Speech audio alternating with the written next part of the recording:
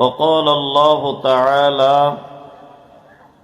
أعوذ بالله من الشيطان الرجيم إن الذين آمنوا وعملوا الصالحات أولئك هم خير البرية جزاؤهم عند ربهم جنات عدن تجري من تحتها الأنهار صلى الله عليه وسلم من عمل عملا ليس عليه أمرنا فهو رد।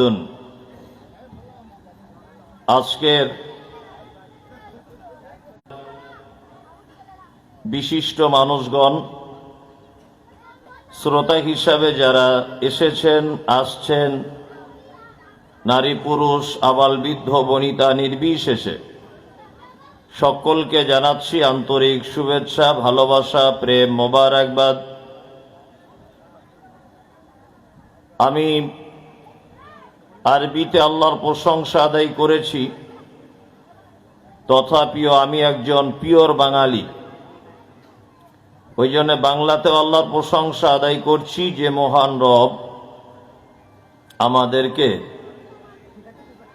এই মুহূর্তে দুনিয়াবি অশ্লীলতা, অপকর্ম, খারাপ কথাবার্তা থেকে বিরত রেখে সুন্দর একটি দ্বীনি মজলিসে বসে হাদিস এবং কোরআন শোনার তৌফিক দান করেছেন। তাই সংক্ষিপ্ত আকারে সকলেই প্রশংসা সূচক শব্দ দিয়ে প্রশংসা জ্ঞাপন করি আলহামদুলিল্লাহ। অতঃপর বিশ্ব বরেণ্য নেতা, বহিপ্লবিক প্রণেতা সৈয়দুল মুরসালিন ইমামুল আম্বিয়া জনাবে মুহাম্মদ রাসূলুল্লাহ সাল্লাল্লাহু আলাইহি ওয়াসাল্লামের উপর অজস্র দরুদ শান্তির ধারায় বর্ষিত হোক। আল্লাহুম্মা আমিন, আল্লাহুম্মা সাল্লি আলাইহি। আমি পবিত্র গ্রন্থ মুকুট আল কোরআনুল কারীমের 30 পারা, সূরার নাম সূরা বাইয়িনা, আয়াত নাম্বার 7, সূরা আনফাল আয়াত নাম্বার 22, দুটি আয়াত আপনাদের সামনে তেলাওয়াত করেছি। আনুষঙ্গিক কিছু আলোচনা করার জন্য জনাবে মুহাম্মদ রাসূলুল্লাহ সাল্লাল্লাহু আলাইহি ওয়াসাল্লামের চরিত্র বিজ্ঞান থেকে একটি হাদিসের অংশ আপনাদের সামনে পরিবেশন করেছি। এই হাদিস আর কোরআনকে সামনে রেখে আরো কিছু হাদিস কোরআন যুক্ত করে দুটি বিষয়ের উপরে আমি আলোচনা করব ইনশাআল্লাহ। মূল বিষয় দুটি। প্রথম একটি বিষয় আলোচনা করব যে পৃথিবীতে সব থেকে ভালো মানুষকে, তাদের গুণ কি, আর তাদের প্রাইজই বা কি, পুরস্কার কি তাদের। আর পৃথিবীতে যত মানুষ আছে সব থেকে নিকৃষ্ট মানুষ, খারাপ মানুষ কে, এবং তার গুণ কি, এবং তার শেষ জায়গা, থাকার জায়গা কোন জায়গা, আমি হাদিস এবং কোরআন দিয়েই একটা একটা করে বলার চেষ্টা করব।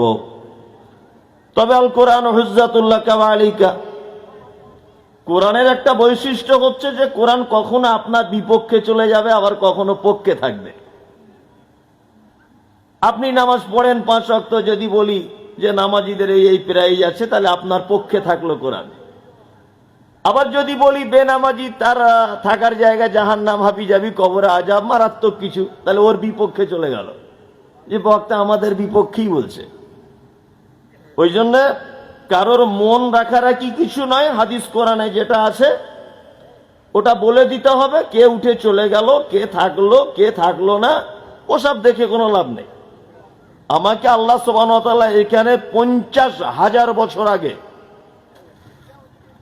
আমার জন্মের 50,000 বছর আগে, এটা আমি বিশ্বাস করি, আমার তকদিরে লেখা আছে যে এই গ্রামের জলসাতে আমি কি কথা বলবো, কারা শুনবে, কারা থাকবে, কতক্ষণ বলবো, এটা 50,000 বছর আগে সিলেক্ট করা। আপনারা তো ডেট করেছেন 2-4-5 দিন, 2-4 মাস আগে, কিন্তু 50,000 বছর আগে লেখা আছে এটা। শুধু আপনি জাস্ট একটু ফোনে লিখিয়ে দিয়েছেন ডায়েরিতে এটাই। তাহলে আমি দুটি পার্টে আলোচনা করব। তাহলে প্রথমে বলি যে পৃথিবীর সব থেকে ভালো মানুষকে। দেখুন, সারা পৃথিবীতে সব থেকে একটা জিনিসের কম্পিটিশন বেশি হয়, আমাকে ভালো হতে হবে। কম্পিটিশন হয় না? ভালো। শ্বশুর ভাবছে আমি আমার বৌমার কাছে ভালো শ্বশুর হব, আবার বৌমা ভাবছে আমার শাশুড়ির কাছে ভালো বৌমা আমি হব, আবার জামাই ভাবছে আমি শাশুড়ির কাছে ভালো জামাই হব। স্ত্রী কম্পিটিশন করছে, আমার স্বামীর কাছে আমি উত্তম স্ত্রী হব। আবার স্বামীও কম্পিটিশন করছে, আমার স্ত্রীর কাছে আমি একজন আদর্শবান স্বামী হব। সবাই কম্পিটিশন করছে, করছে না? করছে। পৃথিবীর মানুষ এক, আপনার অবস্থানের দিকে লক্ষ্য রেখে, যে বর্তমানে আপনি কোন পজিশনে আছেন, এই পজিশনটার দিকে লক্ষ্য রেখে মানুষ আপনাকে ভালো বলবে। এখন আমরা দেখতে পাচ্ছি বিভিন্ন জলসাতে হ্যান্ডবিলে নাম লেখা হচ্ছে আকর্ষণীয় অতিথি অমুক সাহেব। ভালো করে বুঝবেন, প্রধান অতিথিকে অমুক সাহেব। আচ্ছা, ও জীবনে প্রধান অতিথির আসন পাওয়ার যোগ্যতা রাখে? রাখে না। তাহলে ওকে এই জায়গায় টেনে আনলো কে? আমার লক্ষ্মী বউ। আর ওর ছেলেকে বেশি কোলে নিয়ে ঘোরে। দেখবেন আপনি, কাল সকালে পরীক্ষা করবেন, আপনার বাপ 4টে বেটা, ওরই বেটা, কিন্তু যে বেটার টাকা বেশি ওই বেটার বেটাকে, কিন্তু ছোট বৌমা গরিবের বেটি, কিন্তু খুব পরেশগার মেয়ে। কিন্তু ওর একটা দোষ হচ্ছে যে ও যে ছেলেটাকে বিয়ে করেছে তার ইনকাম কম, কোন রকম চলে। আপনার শ্বশুরের 4 জামাই, আপনার অবস্থা সব থেকে খারাপ। আর আপনার বড় যে ভাইরা ভাইটা আছে, মানে আপনার শ্বশুরের বড় জামাই, ও নামাজ পড়ে না, মাঝে মধ্যে মদও পান করে, বিড়ি সিগারেট খায়, ও ওর মেয়েকে বাদ দিয়ে অন্য মেয়ের সঙ্গে ওর গোপনে অনেক সম্পর্ক, রিপোর্ট খুব খারাপ। কিন্তু শক্তিগড় মেন বাজারে বিশাল বড় 3টে হোটেল, 12টা লরির মালিক, আর মোটামুটি টাকা পয়সা এখন 2-4-5 কোটি টাকার মালিক। আর আপনি ছোট জামাই 5 ওয়াক্ত নামাজি, কিন্তু আপনি আদা রসুনের ব্যবসা করেন, অবস্থা খুব খারাপ।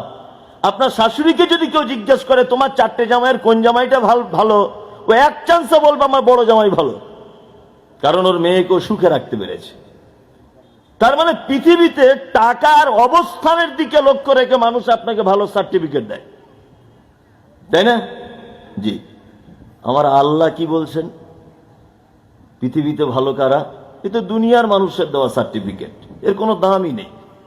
আমার আল্লাহ বলছেন ইন্নাল্লাযীনা আমানু ওয়া আমিলুস সালিহাত উলাইকা হুম খায়রুল বারিয়া। পৃথিবীতে যত সৃষ্টি আছে, আল্লাহ বলছে সৃষ্টি জগতের ভিতরে সব থেকে শ্রেষ্ঠ ওই লোক, খায়রুল বারিয়া, জগৎ সমূহের ভিতরে শ্রেষ্ঠ ওই লোক। আল্লাহ বলছে সূরা কোরআনে, কে? ইন্নাল্লাযীনা আমানু ওয়া আমিলুস সালিহাত, যারা আমার প্রতি বিশ্বাস স্থাপন করে এবং যারা সৎ কর্ম করে, এরা হচ্ছে পৃথিবীর শ্রেষ্ঠ মানুষ, আল্লাহ বলছেন। এবার একটা কথা বলি, মানুষের কাছে ভালো হওয়া খুব কঠিন। আচ্ছা, আল্লাহর কাছে ভালো হওয়া সহজ না কঠিন? হ্যাঁ, সহজ। আপনার অর্থ কমে যাক, দেখবেন কুটুম আপনার বাড়িতে আর আসবে না। কুটুম পর্যন্ত ভাববে গেলে টাকা ধার চাইতে পারে। আর আপনি কোনো কুটুম বাড়িতে যাবেন, সে দেখবেন বলবে না অমুক দিন আসবে বলছিলে, ভাই আসতে হবে না, আমরা বাড়ি থাকবো না। অত মিছে কথা, মানে ভয় করছে যে ব্যবসায় লস খেয়ে গেছে, হয়তো টাকা ধার চাইতে পারে, তাই না? আপনি 4 মাস বিছানায় পড়ে থাকুন, আপনার স্ত্রী দেখবেন অন্য ছেলেকে ফোন করবে, ডাক্তার জবাব নেই, কিচ্ছু নেই, একেবারে অসহায়, মুখে ভাষা বলতে পারছেন না, দেখার কেউ নেই, টাকা নেই, পয়সা নেই, অবস্থান নেই, ব্যক্তিত্ব নেই, কিচ্ছু নেই, সব শেষ। বলে দাও তাদেরকে আমি তাদের একেবারে নিকটে থাকি। পৃথিবীর কেউ যদি আপনার ডাক না শোনে তাহলে শুনবে কে? আল্লাহ। আল্লাহ আপনার ডাক শুনবে। কিন্তু আপনি যদি সার্টিফিকেটটা দেখিয়ে কোনো কাজ যদি চাইতে চান, যে আমার এত সার্টিফিকেট আমি অর্জন করেছি, এত টাকা খরচা করে আমি এত পজিশনে উঠেছি, আমার একটা কাজ দেন, তাহলে কাজ নেই। তুমি এমনি একটা চায়ের দোকান টোকান করে চালাও, সার্টিফিকেট তোমার দিয়ে দিয়েছি, কোনো কর্ম পাবে না, নেই কর্ম। তো জান্নাত, আবার শুধু জান্নাত নয়, পবিত্র আল কোরআনে যত জায়গায় বান্দার জান্নাতের প্রতিশ্রুতি দেওয়া হয়েছে, বিশেষ কয়েকটা জায়গায় শুধু বলা হয়েছে আবাদা, চিরস্থায়ী তারা জান্নাতে থাকবে। এইরকম শব্দ ব্যবহার করেছে কয়েকটা জায়গায়। চিরস্থায়ী এসেছি তখন থেকে শুধু আবদারই চলছে, এই যে একটু বলবেন, এই যে একটু বলবেন। এবার সবার আবদার তো আমি মেটাতে পারবো না, আর এটা সম্ভব নয়। ওই জন্য আমি কিছু কিছু আবদার মেটানোর চেষ্টা করছি, এবং যেটা ধরবো সেটা একটু ব্যাখ্যা বিশ্লেষণ করে না বললে ব্যাপারটা ক্লিয়ার হবে না। কোরআনের একটা আশ্চর্য এবং খুব খেয়াল করার মতো, দেমাগে ঢোকানোর মতো কথা। এক, আল্লাহ তাআলা বলছেন ভালো মানুষকে ইন্নাল্লাযীনা আমানু ওয়া আমিলুস সলিহাত, যারা পবিত্র আল কোরআনের ভিতরে যত জায়গায় আমল করার কথা বলেছেন, যত জায়গায়, তার আগে এবং তার পরে, কোথাও তার আগে কোথাও তার পরে একটা শব্দ ব্যবহার করেছে, কি?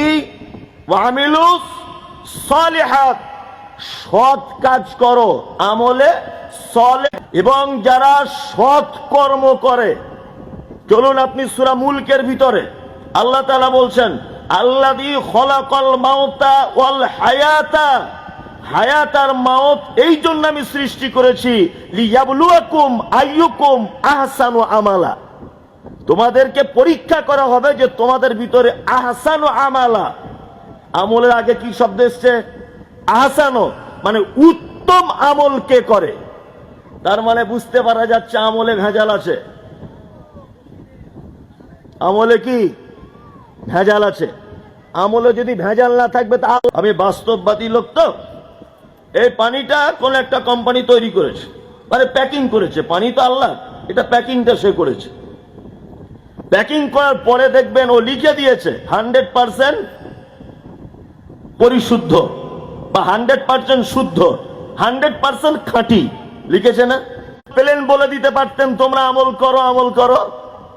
কেন বলছেন বারবার উত্তম আমল করো, উত্তম আমল করো, আমলে সলে করো, আহসান আমল করো? কেন এই কথা বলছেন? তার মানে বুঝতে পারা যাচ্ছে দুনিয়াতে ভণ্ডামি আমলে ভরে গেছে। কি বলছি বুঝতে পারছেন? এই ভণ্ডামি আমল থেকে বার হয়ে হাদিস এবং কোরআনের মানদণ্ডে আমলকে আমলে সলে বলা হয়েছে। কোনো প্রমাণ যদি না থাকে, আল্লাহর নবীর পক্ষ থেকে কোনো নির্দেশ যদি না থাকে, ফাহুয়া রাদ্দুন, সে আমল বাতিল। সে আমল কি? বাতিল। তার মানে প্রত্যেক আমল করার আগে যাচাই বাছাই করে নিতে হবে এই আমলটা আল্লাহর নবী সাল্লাল্লাহু আলাইহি ওয়াসাল্লাম করেছিলেন কি না, তাই না? আমলের সলের মানদণ্ড কি বলছি বুঝতে পেরেছেন? আপনি যদি মাস্টারি করে ভালো মনে করেন তাহলে সেটা ভালো নয়, সেটা ভালো নয়। মুহাম্মদ সাল্লাল্লাহু আলাইহি ওয়াসাল্লাম বিদায় হজে ভাষণ দিতে গিয়ে বলছেন আল্লাহু আশহাদু, আল্লাহু আশহাদু, আল্লাহু আশহাদু, আল্লাহ তুমি সাক্ষী থাকো, সাহাবীগণ তোমরা সাক্ষী থাকো। আপনি বারবার তখন কথা রিপিট করেছেন এটা অমুক হুজুর বলেছে। তার মানে আল্লাহর নবী ইসলাম বুঝতে পারেনি, তোমার হুজুর বুঝেছে ইসলাম।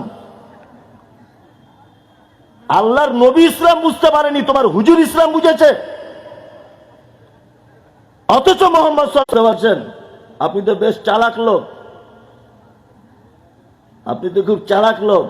চালাক লোক না আপনি, এত চালাক আপনি বাজারে ঢেঁড়স কিনলে আগা ভেঙে দেখেন, পাকাতে যাচাই বাছাই করতে পারেন। আর আপনি একটা আমল করে জান্নাতে যেতে চাইছেন, ওই আমলটা আল্লাহর নবী করেছিলেন কিনা একটু দেখা লাগবে কি লাগবে না? লাগবে? আপনার হুঁশ হয় না? আমি বক্তব্য রাখতে রাখতে কোন এক জায়গায় একটা কথা বলেছিলাম, আমার হিসাব যখন পেশ করা হবে কি আল্লাহর দরবারে, আমি যেন তখন রোজা অবস্থাতে থাকি। তাহলে ফেরেশতারা বলবে আল্লাহ তোমার অমুক বান্দা এখন রোজা অবস্থাতে আছে। এইটার জন্য আল্লাহ রসুল বেশি বেশি করে কি করতেন? রোজা রাখতেন, তাই না? এ ছাড়া আপনি আপনার কাছে কেমন লাগে? আমি কোন এক বক্তব্যতে বলেছি যে 15ই শাবানের শবে বরাতের দিন হালুয়া রুটি করা চলবে না, কোন একটা বক্তব্যতে বলেছি। তা কিছু হুজুর আমাকে এত গাল দিচ্ছে মোবাইলে, মানে মা বোন বউ খালা নানি সব এক জায়গায় করে দিচ্ছে যে ও বলেছে হালুয়া করা যাবে না। তা আমি জিজ্ঞেস করছি হালুয়া কেন করেন? তা বলছে নবীর দাঁত ভেঙে দিয়েছিল, নবী শক্ত জিনিস খেতে পারেনি, নরম নরম জিনিস খেতেন, ওই জন্য হালুয়া করেছি। হ্যাঁ, খালা হালুয়া করেছে তাহলে নবীর দাঁত ভেঙে দিয়েছিল বলে, তাই তো? আচ্ছা, শবে বরাত হয় কোন মাসে আরবি? শাবান মাসের 15 তারিখে, তাই না? তাহলে শাবান মাস শেষ হতে কতদিন বাকি? 15 দিন। শাবানের পরের মাসটার নাম কি? রমাজান। রমাজানের 1 মাস, শাবানের এদিকে 15 দিন, ভালো করে হিসাব করবেন। তাহলে রমজানের পরের মাসটার নাম কি? শাওয়াল, যে মাসে ঈদ হয় শাওয়াল, তাই না? তাহলে এদিকে 1.5 মাস, মানে 1 মাস 45 দিন, এদিকে 15 আর 30 45। শাওয়াল মাসের 1 2 3 4 5 6 7 7 তারিখে ওহুদের ময়দানে আচ্ছা, তো কোন হাদিস কোরআন জানা লাগবে না আপনার? এতটুকু ডেট গুলো শুধু মুখস্থ করে নেন, কোন ডেটে কি হয়েছে। আশ্চর্যকর ব্যাপার। প্রত্যেক জিনিস আমরা আমল করি কার পক্ষ থেকে? আল্লাহর নবীর পক্ষ থেকে। যদি কোনো কথা জানা থাকে তাহলে মানুষের কাছে দাওয়াত দাও। হাদিসু আন বানি ইসরাঈল ওয়ালা হারাজ। বানি কে বলছেন? আল্লাহর নবী বলছেন। তার মানে বক্তা নেমন্তন্ন করার আগেও ভাবতে হবে যে বক্তা হাদিস কোরআন একটু জানে না বেদের মেয়ে জ্যোৎস্নার গান জানে, এটাও জানতে হবে। ওই জন্য আমি বলি বই পড়লে জ্ঞান বৃদ্ধি পায়, সব লেখকের বই নয়।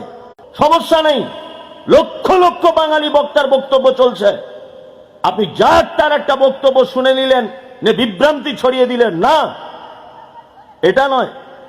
তাহলে আমরা এতটুকু জিনিস এতক্ষণ পর্যন্ত আলোচনায় বুঝলাম, আমলে সলেহ, ভালো আমল করতে গেলে যাচাই বাছাই করে করবো ইনশাল্লাহ, ইনশাল্লাহ, ইনশাল্লাহ।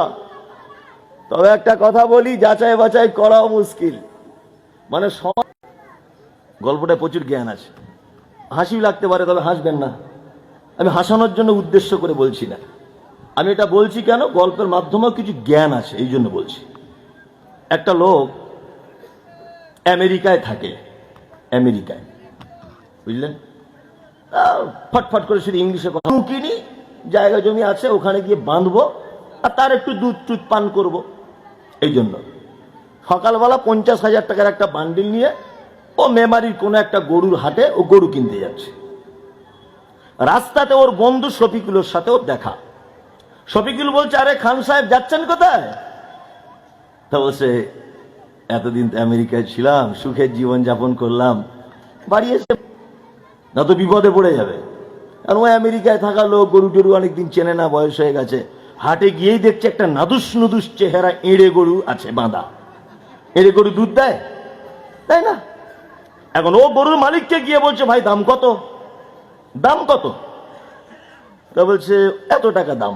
আবার জিজ্ঞেস করছে দুধ কত হয়? এখন তখন গরুর মালিক ভেবেছে আজকে ভেড়া কাস্টমার একটা হাটে নেমেছে, এঁড়ে গরুর আবার দুধ জিজ্ঞেস করে। ও তখন চালাকি করে বলছে, এখন বাছুরটা একটু বড় হয়েছে, আগে 14 কিলো হতো, এখন 10 কেজি হয়। এখন এই আমেরিকার লোকটা দেখছে যদি কিনেই যদি 10 কেজি দুধ পাওয়া যায় তাহলে তো ভালো জাতের গরু। ও এখন 49,000 টাকা দিয়ে কিনে বাড়ি নিয়ে এসেছে। কি বললাম বুঝলেন? কিনে টাকা পয়সা পেমেন্ট করেছে। পেমেন্ট করার পরে লেখাই টেকাই হয়ে গেছে, দড়ি হাতে উঠে গেছে। তখন ওর বন্ধু শফিকুলের কথা মনে পড়েছে, লেজটা তুলে একবার দেখতে বলেছিল। তা গরুর মালিককে বলছে, ভাই একবার লেজটা তুলে দেখা যাবে? মালিক তখন চালাকি করে বলছে, অস্তাক ঠুরলে খারাপ জিনিস হাটের মধ্যে দেখে, বাড়ি গিয়ে দেখবেন। লোক কি বলবে? আপনার মধ্যে একটা এরকম সাদা পাঞ্জাবিওয়ালা লোক আর যদি লেজ তুলে এখন দেখে, লোক কি বলে? খারাপ বলবে না লোকে? আপনি বাড়িতে গিয়ে দেখবেন, এ তখন বলছে হ্যাঁ সত্যি তো তাই, আমি একটা সম্মানী মানুষ, আমেরিকার লোক, আর হাটের মাঝখানে লেজ তুলবো, খারাপ জায়গাটা দেখা যায় না। ও মোটামুটি বাড়ি নিয়ে চলে এসছে। কি বলছে বুঝতে পারছেন? বাড়ি আসার পরে সকালবেলা গোয়ালা এসেছে দুধ নিতে, ও ডেকেছে ফোনে, গোয়ালা এসে দুধ দহন করতে হবে 10 কেজি দুধ। গোয়ালের দরজা খুলে বলছে, আরে বাবা এ তো বলদ গরু, এ তো মেয়ে গরু নয় দুধ দেওয়ার, এ তো বলদ গরু। বলছে যা সর্বনাশ, বলদ গরু। তখন গোয়ালা কি বুঝবে? তুমি জেনারেল শিক্ষিত লোক, তুমি ইসলামের কি বুঝো? অথচ বোঝার অধিকার আছে না নেই? আছে, আছে। এই আলেমরা বুঝতে দিচ্ছে না, তার একটাই কারণ, নিজেদের ব্যবসায় ঘাটা পড়বে তাই। এছাড়া আর কিছু। শিক্ষক হাফেজ আব্দুল্লাহ, তাকে জিজ্ঞাসা করছি, হাফেজ সাহেব আপনি তো কোরআনের হাফেজ, গুজরাট থেকে পড়ে এসেছেন, আপনি বলুন তো দেখি কোরআন মাজিদ একবার খতম করতে টাইম লাগে কতক্ষণ? যত স্পিডে আপনি পড়েন। তো আমাকে তখন বলছে, হুজুর কোরআন একবার খতম করতে মিনিমাম 9 থেকে 10 ঘন্টা টাইম লাগবে। কোন হাফেজ সাহেব আছেন এখানে, আপনার 4 মিনিটে খতম হয়ে গেল? কারণ কি? ও তখন চালাকি করে বলে, আগে থেকে 28 পড়া ছিল, তুমি কি কোরআনের কন্ট্রাক্টর না তুমি ঠিকাদার? তার মানে মিথ্যুক, ও মিথ্যুক, ওই আপনাকে সঠিকটা বলতে চাইছে না। তবেই তো বলবো, এই সমস্ত হুজুররা নিজেদের ব্যবসা টেকানোর জন্য সঠিক ইসলামটাকে জাতির সামনে পেশ করছে না। আপনি আমার কথাতে একমত হতে পারেন, নাও হতে পারেন, হলেও আলহামদুলিল্লাহ, না হলেও আলহামদুলিল্লাহ। কথাগুলো যেগুলো বলছি বাস্তব না অবাস্তব? তারা ক্লান্ত হয়ে যাবে, তাসলা নারান হামিয়া, তারপরেও তাদেরকে ধরে জাহান্নামে ভরা হবে। এরা কারা? এরা কারা? আল্লাহ বলছেন আমিলাতুন নাসিবা, এক শ্রেণীর মানুষ, তারা আমল করবে, আমল করতে করতে করতে করতে নাসিবা, তারা ক্লান্ত হয়ে যাবে। তাসলা নারান হামিয়া, তারপরেও তাদেরকে ধরে জাহান্নামে ভরা হবে। এরা কারা? এরা হচ্ছে তারা যাদের আমল ছিল দীর্ঘ সময়ের, যাদের আমল ছিল অনেক বেশি, যাদের আমল ছিল লং টাইমের জন্য, কিন্তু দুর্ভাগ্য এটা আমলটা আল্লাহ এবং তার রাসূলের মতো ছিল না। এই কারণে আমল করার পরেও থাকার জায়গা কোথায়? জাহান্নাম। আমরা মনে করেছি আমল যত বেশি হবে তত মনে হয় আল্লাহর কাছে ভালো হওয়া যাবে। এই ধারণা মন থেকে মুছে দেন, এই ধারণা মন থেকে মুছে দেন, এই ধারণা মন থেকে মুছে দেন। আমল আপনার অল্প হোক, আমল আপনার অল্প থাক, আমল পুঁজি অল্প থাক, কিন্তু সেই আমলটা যেন হাদিস এবং কোরআন অনুযায়ী হয়। সারা রাত ধরে তাহাজ্জুদ পড়ছেন, সারা রাত ধরে দাঁড়িয়ে আছেন, সারা রাত শবে বরাতের 100 রাকাত নামাজ পড়লেন, এখন ওই নামাজ যদি আল্লাহর নবী পড়ে না থাকে তাহলে আপনার অবস্থা কি? আপনার অবস্থা ওই নামাজ পড়েই আপনার থাকার জায়গা জাহান্নাম। আল্লাহ তো এই কথা বলছেন, আল্লাহ তো এই কথা বলছেন, ইবাদত করতে করতে ক্লান্ত হয়ে যাবে, তারপরেও তার থাকার জায়গা কোথায়? জাহান্নাম। আল্লাহ তো বলছে কথা, আমি মুমতাজুল ইসলাম বলিনি তো, আল্লাহ বলছেন। এই দেখুন, এতক্ষণ পর্যন্ত আপনাদেরকে আমলের ব্যাপারে সতর্ক করলাম, তাই না? এইবার আমি একটা কথা বলি, কিছু ভালো আমল যদি আপনাদেরকে বলে দেওয়া যায় তা আপনারা করতে পারবেন? কারা কারা নিয়ত করুন, ইনশাআল্লাহ। ইনশাআল্লাহ। এরকম ইনশাআল্লাহ কত জলসায় বলেছেন এই পর্যন্ত? মোটামুটি 150 জলসা হবে, হবে তো? হ্যাঁ, এটা আপনার অভ্যাস হয়ে গেছে। ইনশাআল্লাহ বলতে হয়, নারে তাকবীর বলতে হয়, সুবহানাল্লাহ বলতে হয়, বলেন। এরকম সব বক্তা আমার পরে যে বক্তব্য রাখবে তার বেলাতেও বলবেন ইনশাআল্লাহ, কিন্তু আপনি কিছুই মানতে পারবেন না। আপনারা যারা বসে আছেন, আচ্ছা জান্নাতে যাওয়ার ইচ্ছা সবার আছে না? সবার।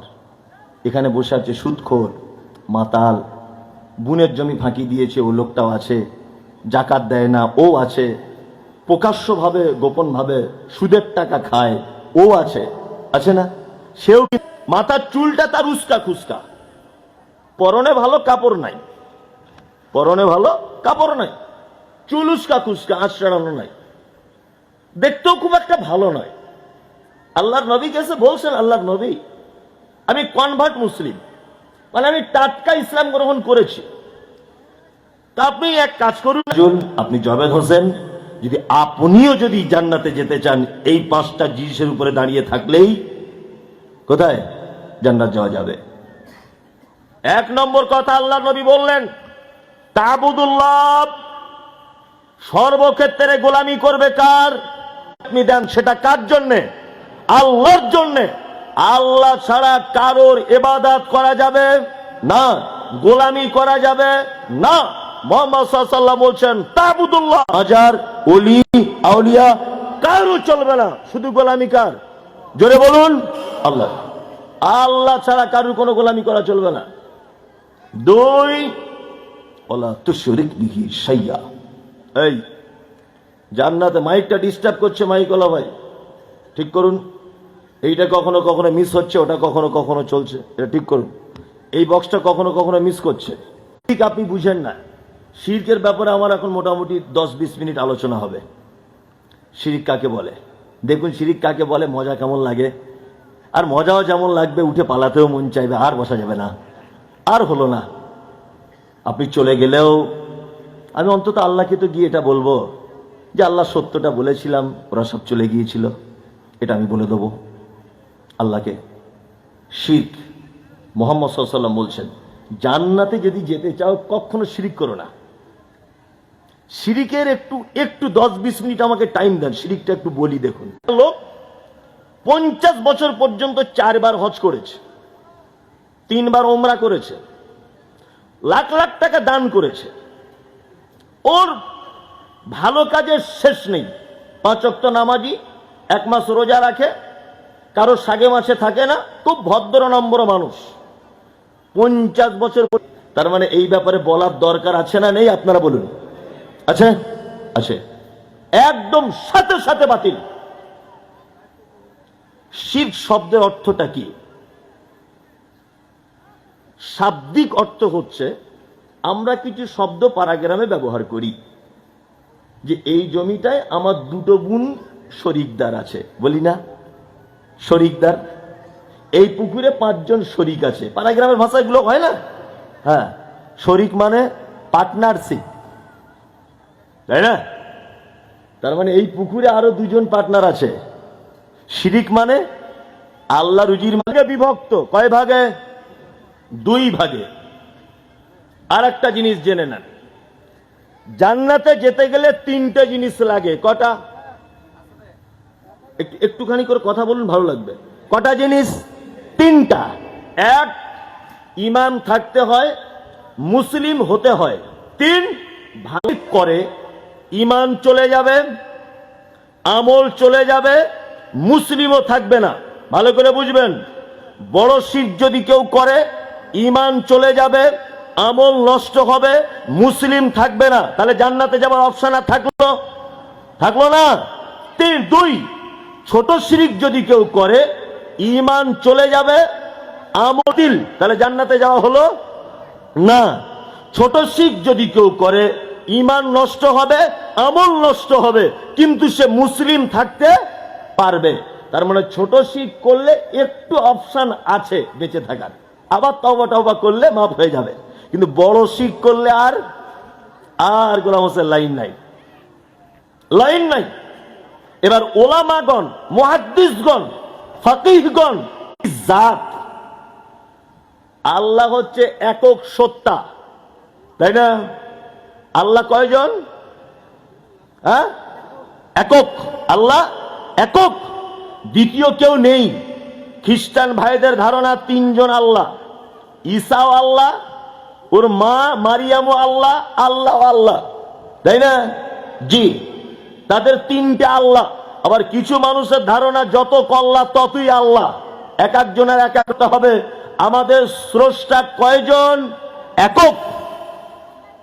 শিরকে আকবারের আর একটা পাঠ হচ্ছে আশিরক ফি সিফাত, আল্লাহ সুবহানাহু ওয়া তাআলার গুণের উপরে অবিশ্বাস করা।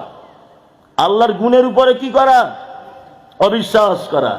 এই দেখুন এরপরে আল্লাহর গুণ বলি। আল্লাহর গুণ হয়েছে ধরে নেন এখন 3 মাসে, তা বা আপনাকে লকআপে রেখে দিয়েছে, এখনো মানে রায় কিছু হয়নি। তা বলুন তো দেখি, আপনি বাঁচার জন্য কাকে ধরেন? কোর্টের উকিল। আচ্ছা, উকিল শব্দটা বাংলা, আরবি, ফার্সি, তেলেগু, মারাঠি কোন ভাষা জানেন? জানেন না তো? আরবি। এটা আরবি শব্দ। আসলে শব্দটা উকিল নয়, ডিকশনারি দেখবেন চেক করে, আমি চেক করে তবে বলছি। দিন বাড়ি ছিল না, হসপিটালে ভর্তি, অথচ আমি করেছি। উকিলের কাজ যে কোনো ভাবে হোক সে তার মক্কেলকে বাঁচিয়ে আনবে, এটা তার কাজ। আমি খুনি, তবুও বলবে এর মতো সাধু সন্ন্যাসী আর কেউ নেই আমাদের এলাকায়, এর মতো বিপদ থেকে, সমস্ত মুসিবত থেকে আমার বান্দাকে আমি বাঁচিয়ে আনবো। তাহলে সমস্ত ব্যাপার আমাদের বাঁচাতে পারে কে? কে? আল্লাহ।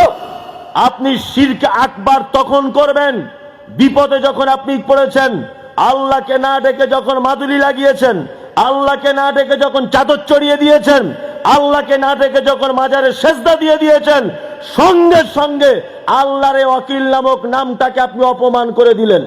তাহলে আপনার ঈমান, আমল, মুসলিম কিছুই থাকতে পারবেন না। বোঝাতে পেরেছি আপনাকে? বোঝাতে পেরেছি? জি। তার মানে সমস্ত ব্যাপার থেকে বাঁচাতে পারে কে? আল্লাহ। আমি মাঝে সাঝে অবাক হই আর এসব কথাগুলো বলি, আর হুজুররা খুব গাল দেয় আমাকে, প্রচন্ড গাল দেয়। মানে আমি মনে মনে ভাবি যে ওরা মনে হয় জন্মই হয়েছে আমাকে গাল দেওয়ার জন্য, মনে মনে ভাবি। আমি অবাক হই। মা, তারপর বাবা, তারপর বলুন না যে কোনো একটা লেগে যায়। হ্যাঁ বলছে বউ, এবার ও বউ ছাড়া কিছু বোঝে না। তুমি তো ওর পাল্লায় পড়নি, তোমাকে শেষ করে দিবে একদম। হ্যাঁ, 3 নম্বরে কে? ভাই। 4 নম্বরে হ্যাঁ স্ত্রী।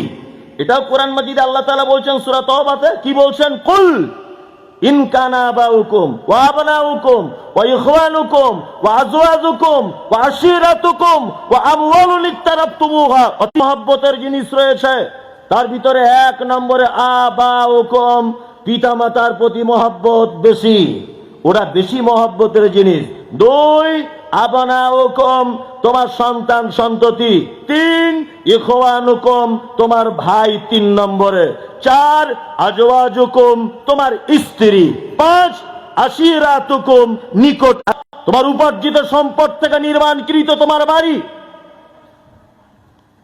আহাব্বা ইলাইকুম মিনাল্লাহি ওয়া রাসূলিহি। এই সমস্ত কিছু ভালো জিনিসের থেকেও 3টে জিনিসকে বেশি ভালোবাসতে হবে। আল্লাহ বলছেন, 1 আহাব্বা ইলাইকুম মিনাল্লাহি ওয়া রাসূলিহি, আমাকে ভালোবাসতে হবে, রাসূলকে ভালোবাসতে হবে। ও জিহাদিন ফি সাবিলিহি, আল্লাহর রাস্তায় কখনো জিহাদের প্রয়োজন হলে তোমাকে বেরিয়ে পড়তে হবে। ফাতারাব্বাসু, যদি সমস্ত ভালোবাসার থেকে 3টেকে যদি ভালোবাসতে না পারো, আমাকে, নবীকে, আমার রাস্তায় জিহাদ করাকে, আল্লাহ বলছেন ফাতারাব্বাসু, অপেক্ষা করো, হাত্তা ইয়াতি আল্লাহু বিআমরিহি, আমার পক্ষ থেকে আযাব আসা পর্যন্ত অপেক্ষা করো। যাবে?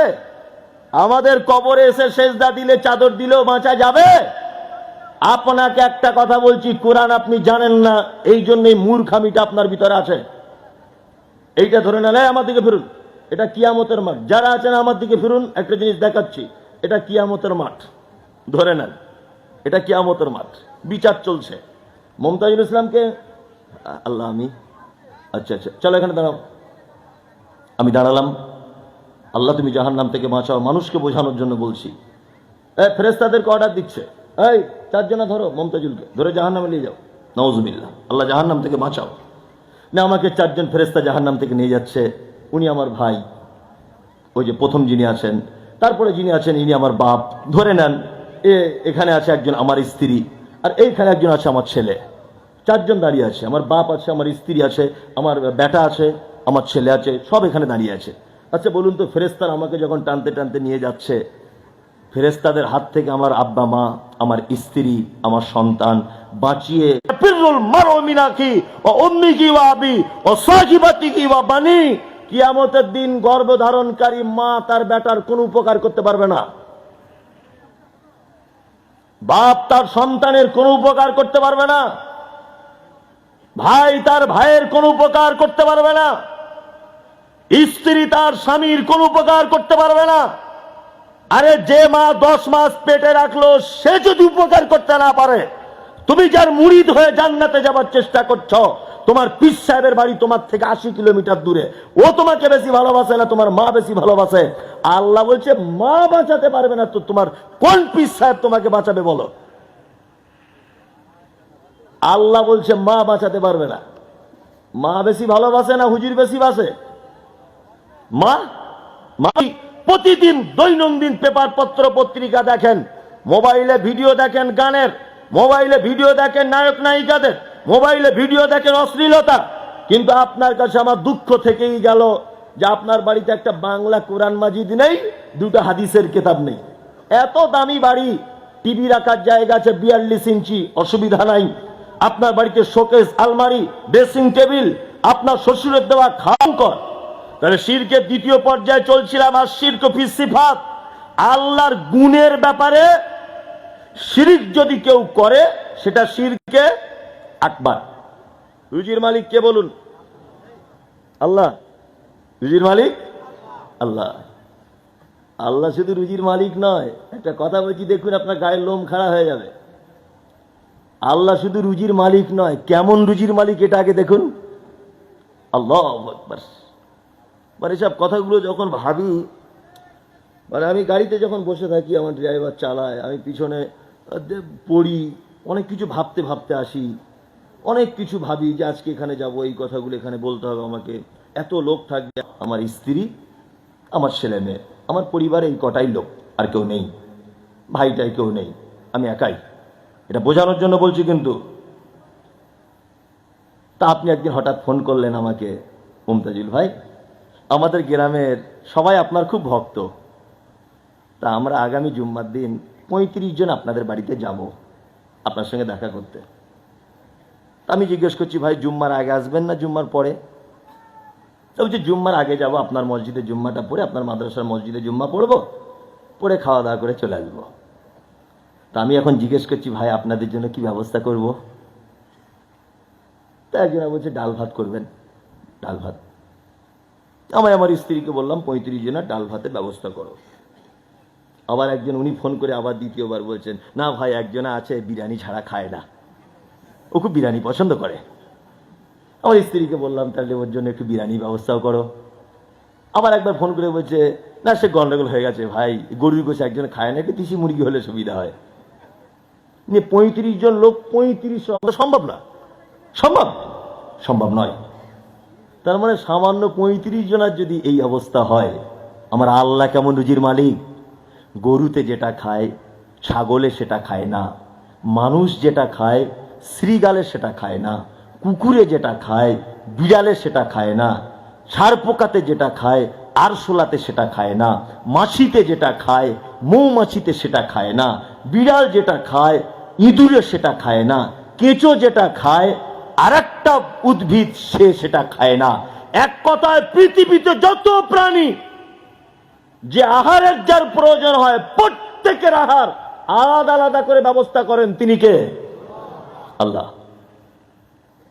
এত রুজির মালিক 35 জন লোকের আলাদা আলাদা করে ব্যবস্থা করা সম্ভব নয়। কিন্তু আপনি প্রতিদিন ভাবুন, আপনার বাড়িতেই ভাবুন, আপনার স্ত্রী মুরগি পেলেছে তার খাবার আলাদা, গরু আছে আপনার 3টে, মুমতাজুল ইসলাম দেশি মুরগি পছন্দ করি, আমার ড্রাইভার খায় না, আমার সঙ্গে যে থাকে মাওলানা জাভেদ হোসেন ও গরু খায় না, ও খাসি পছন্দ করে, উনি আবার খাসি খান না, আরেকজন আরেকটা পছন্দ করে, সব কিছু যিনি রুজির ব্যবস্থা করেন তিনি কে? কে? আল্লাহ। আল্লাহ ছাড়া এই ডিপার্টমেন্টের দায়িত্ব পৃথিবীর কারো হাতে থাকতে পারে না। ওই জন্য আপনাকে বলে দিয়েছি একটা কথা, রুজি আল্লাহর পক্ষ থেকে আসে। আপনি দোকান করেছেন, আয়াতুল কুরসি টাঙিয়ে রেখেছেন পিছনে, আপনার এটা ধারণা ওর বরকতে মনে হয় কাস্টমার আসবে। আপনি দোকান করেছেন, তাবিজ ঝুলিয়ে রেখেছেন, মনে হচ্ছে এর বরকতে মনে হয় আসবে। দোকান করে বলছেন জায়গাটা ঠিক সেন্টারের মতো হলো না, এই জায়গাটা বেচা কেনা খুব বেশি। এই সমস্ত ধারণাটাই ভুল। এক কথায় বিশ্বাস রেখে দিতে হবে, আল্লাহ আমার জন্য যেটা নির্দিষ্ট করে রেখেছে তার 1 টাকাও বেশি পাবো না, 1 টাকাও বেশি পাবেন না। তাহলে হয়ে গেল, রুজির মালিক তিনি, সৃষ্টিকর্তা তিনি, আর রাজ্জাক রুজির মালিক তিনি। এখানে আর একটা কথা বলে দিচ্ছি মাঝখানে, এটা মাঝখানে বলে দিচ্ছি, আল্লাহর গুণবাচক নামগুলো এসছে বলে। আচ্ছা, আপনারা যারা দোয়া করেন, আল্লাহর দরবারে দোয়া করেন না, অনেক সময় দোয়া কবুল হয় না। একটা লোক 4 বছর নামাজ পড়ার পরে নামাজ ছেড়ে দিয়েছে। তো ওকে যদি জিজ্ঞাসা করছি, ভাই নামাজ ছাড়লে কেন? তো বলছি, মৌলভী সাহেব, যে 4 বছর একটা উদ্দেশ্য নিয়ে পড়েছিলাম, দোয়া খুব করেছি, সেই উদ্দেশ্যটা পুরো হচ্ছে না, হুজুরের জন্য ছেড়ে দিয়েছি। আর পড়েও যা, না পড়েও তাই, বরঞ্চ না পড়েই ওরা 2 তলা বাড়ি করে ফেলছে, আর আমি ফালতু পড়ে সময় নষ্ট করে কি করব, এইরকম চিন্তা ভাবনা। আসলে আপনি যে দোয়া করেন, দোয়াটা কবুল হওয়ার তো একটা পদ্ধতি আছে, আর নিয়ম শৃঙ্খলা তো আছে।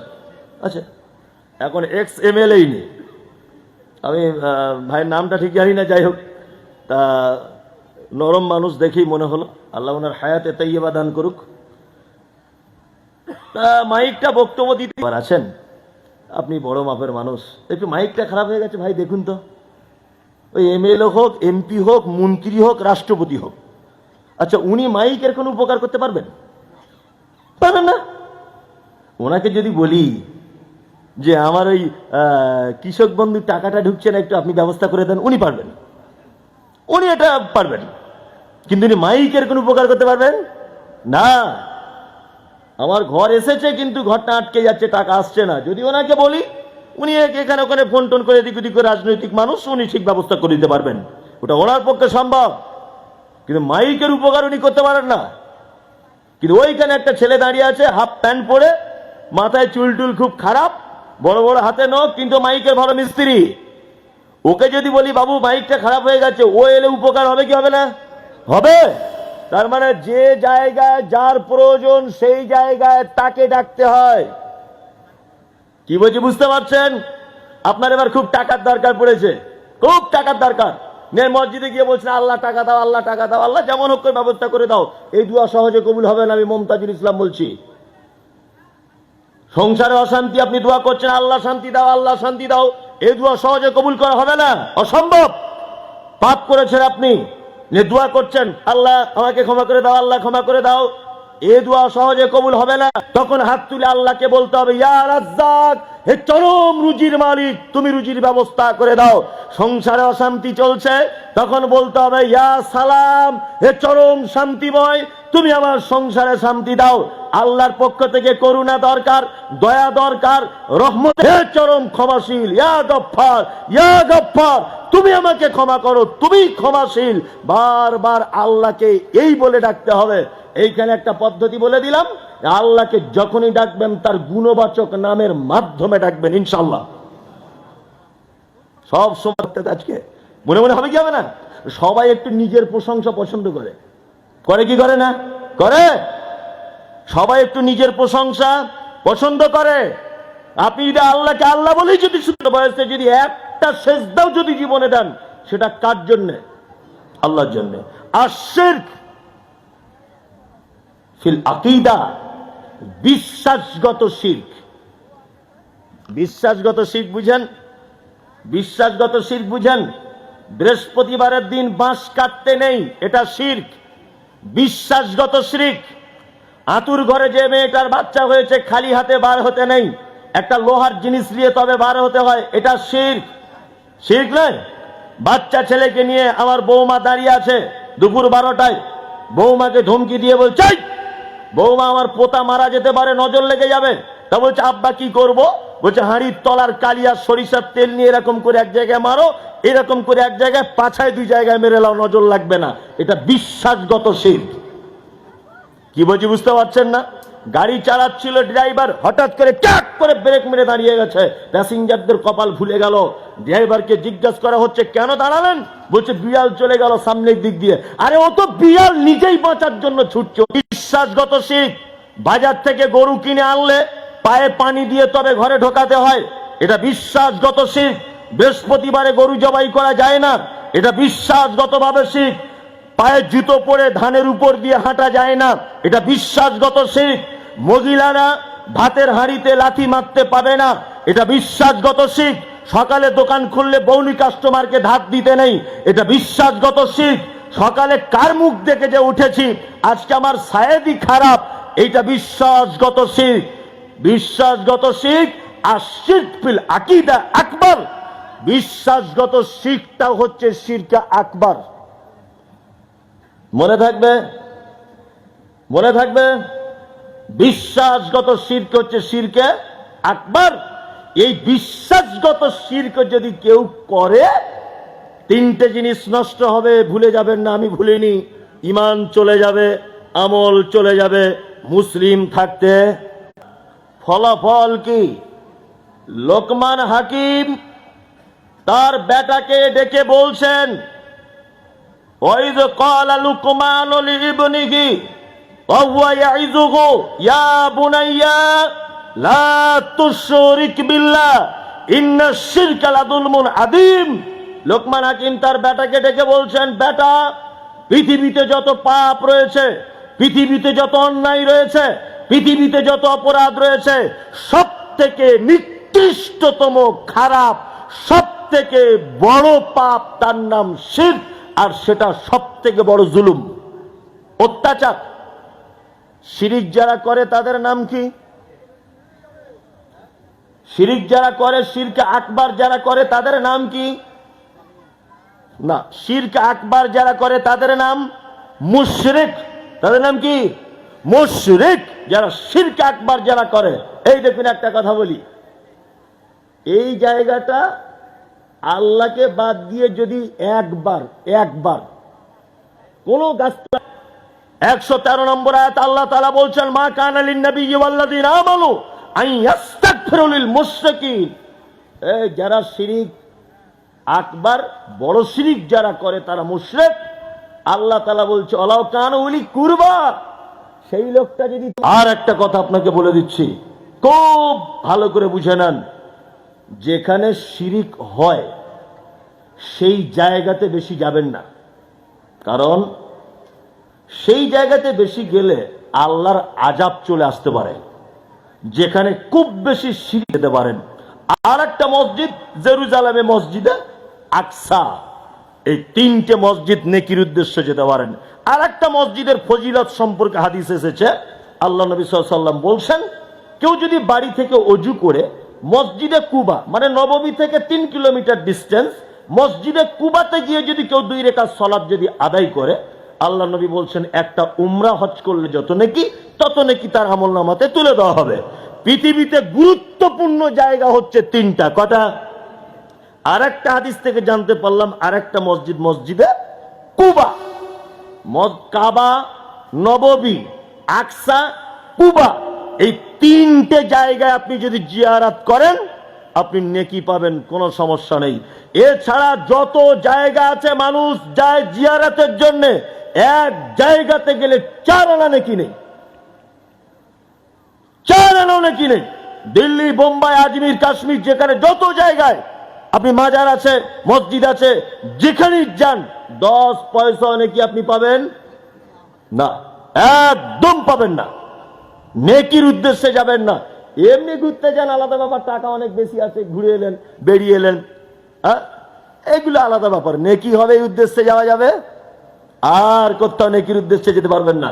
দিল্লি জামে মসজিদে নামাজ পড়লে যা নেকি, মেমারির মসজিদে নামাজ পড়লে একই নেকি। বোম্বাইয়ের বড় মসজিদে নামাজ পড়লে যা নেকি, এখানে নামাজ পড়লেও একই নেকি, কোনো ডিফারেন্স নেই, কোনো ডিফারেন্স নেই।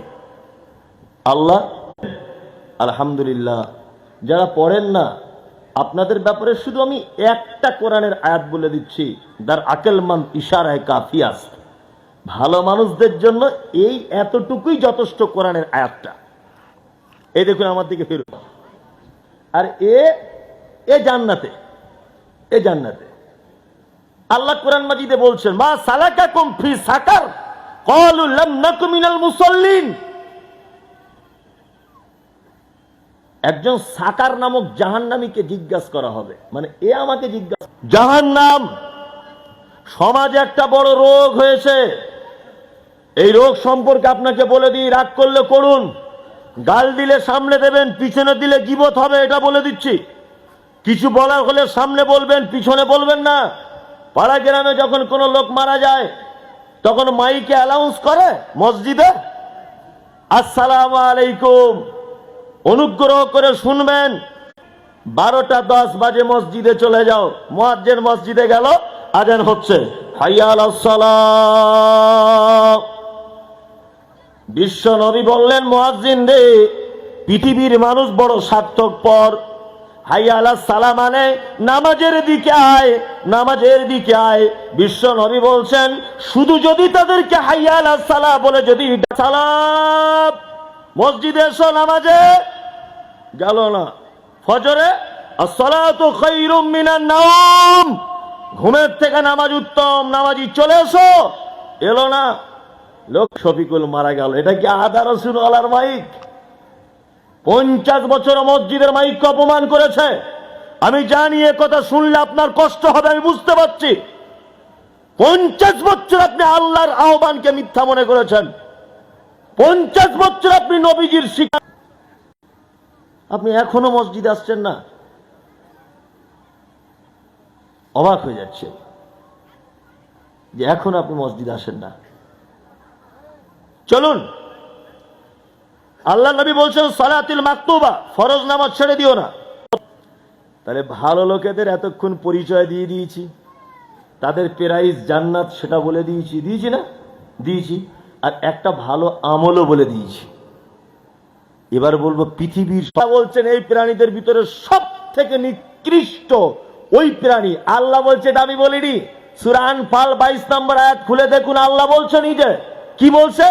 পৃথিবীতে যত প্রাণী রয়েছে নিকৃষ্ট প্রাণী তারা যারা বধির, অর্থাৎ যারা কানে শুনতে পায় না, যারা হাদিস কোরআন শোনার পরেও কর্ণপাত করে না। আলেম ওলামা বলে যাচ্ছে, ও শুনে যাচ্ছে, অসুবিধা কিছু নাই, আমি পরিবর্তন হব না। কি আল্লাহু আকবার। আল্লাহ কোরআন মাজিদে বলছেন, নিশ্চয়ই যারা অস্বীকার করে তার রবের নিদর্শনাবলী, নিশ্চয়ই যারা অস্বীকার করে কোরআনের বর্ণিত কথাগুলিকে, নিশ্চয়ই যারা অস্বীকার করে নবীর আনার রিসালাতের উপরে, অস্বীকার যারা করে তাদের জন্য রয়েছে আযাব জাহান্নামের। কে থেকে ছেড়ে দেওয়া যাবে ইনশাআল্লাহ। একটা খারাপ কাজ বলি এবার, কি বললাম বুঝলেন? দেখুন তো, আপনার মধ্যে যদি এই গুণগুলো থাকে একটু ফেরত আসার চেষ্টা করুন না ভাই।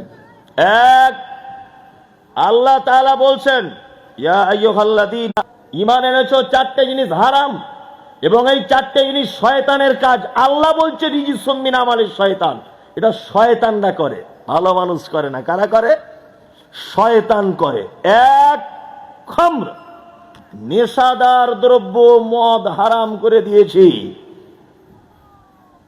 না, আমাদের মুসলিমরা কেউ খায় না অবশ্য, পর্যন্ত তার কোন ভালো ইবাদত আল্লাহর দরবারে গ্রহণ করা হয় না, কোন ভালো ইবাদত। কি বলছি বুঝতে পারছেন? কোন ভালো ইবাদত কবুল করা হয় না। মদ হারাম। মুসলিম যুবক, আমি মমতাজুল ইসলাম মরুভূমিতে চলছি, মরুভূমিতে 30 কিলোমিটারের ভিতরে কোনো দোকানপাট কিছু নেই, আমার কাছে পানির বোতলও নেই, আমার কাছে ভাত রুটি কিছু হচ্ছে, আমার ব্যাগে পানি। আর তোমার এইটাতে কি? এই ব্যাগে, তা বলছে এটাতে শূকরের মাংস আছে। আচ্ছা বলুন তো, আমি যদি নিরুপায় হয়ে যাই, যে আমার প্রাণ চলে যাচ্ছে, মরুভূমিতে কেউ নেই, আমি প্রাণ বাঁচানোর জন্য 2-4 পিস শূকরের মাংস খেতে পারি কি পারি না? পারেন, সমস্যা কিছু নেই। আর যদি আপনি খান তাহলে বাঁচবেন কি বাঁচবেন না? বাঁচবেন। আর আপনি শূকর না খেলে অন্য কেউ তো খায়, অন্য কোনো মানুষ তো খায়, খায় কি খায় না? তার মানে মরার কোনো চান্স আর নেই। তাহলে প্রয়োজনে একেবারে নিরুপায় হয়ে প্রাণ বাঁচানোর জন্য 2-1 পিস শূকরের মাংস যদি আপনি খান, বাঁচতে পারবেন।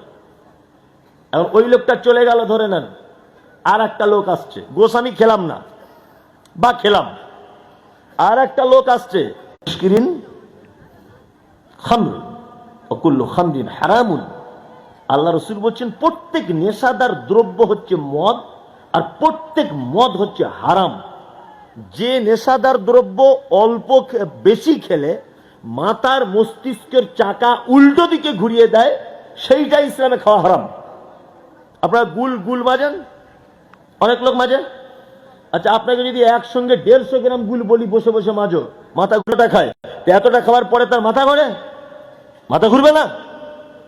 আপনি কোনোদিন সিগারেট খান না, আপনাকে যদি বলি একসাথে বসে 20টা সিগারেট টানো, মাথা ঘুরবে কি ঘুরবে না?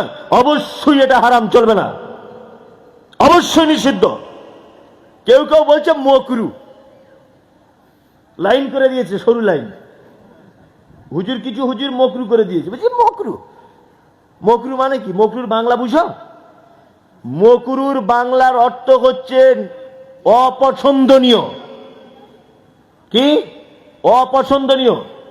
তা আমি বলছি ওটা যদি খাওয়া জায়েজ হয়, বলছে গুলকে ডাইরেক্ট হারাম বলা যাবে না, বিড়ি ডাইরেক্ট হারাম বলা যাবে না। তা আমি ইমাম সাহেবকে বলবো খোতবার মেম্বারে বসে দুটান মেরে তবে খোতবাটা চালু করবেন, দেখি কেমন পারেন। আপনি তো বলছেন মকরু, অপছন্দনীয়।